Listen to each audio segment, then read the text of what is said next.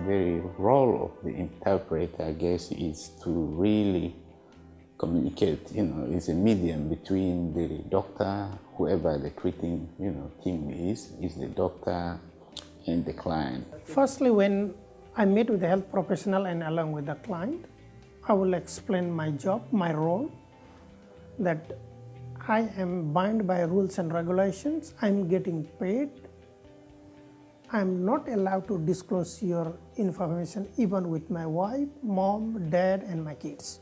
What is really important when we're using an interpreter is that the worker really needs to initially, and what we've learnt, that they need to brief the interpreter.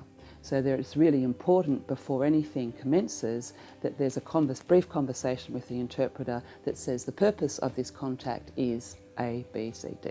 अब मैले प्रस्ताव पहिले पनि अब English त नबुझेको हो तर यहाँ आएर अब यहाँ अहिलेसम्म म स्कुलमै गइरहेको कारणले अलिअलि त बुझ्छु तर पनि मैले Some of the mistakes that we've made, I guess, in the past have been getting a family member to interpret, and even though they have the best intentions and they might speak better English than the patient, their medical knowledge might not be there, and it's just a breach, obviously. The other thing that we've learnt is because CALD communities, their networks can be far-reaching but also very connected. We need to check with our client when we have that interpreter, are you okay with this interpreter? Gender-wise, need to be very, very sensitive. If they ask me to interpret with a female interpreter and it is with violence, sexuality or anything, I would not do the jobs because she may not disclose the full information because I am a male interpreter. So I would suggest them to keep a female interpreter to get a good information. If you say 10 words and they say 100, that's okay. There's no need to panic. Languages are different, and they're probably trying to get the idea across the best way they can.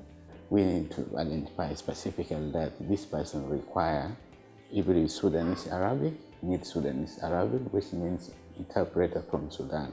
So not from Syria or not from Iraq or not from Lebanon. My advice again would be to just do it. It's going to be hard and it's anxiety-provoking, probably if you've never done it, but just pick up the phone and ask them to come in, and not using websites or Google Translate to try and communicate with someone who doesn't speak a language, only because it doesn't actually work. I've tried it myself and it comes up with weird stuff. That's got nothing to do with what you're trying to say.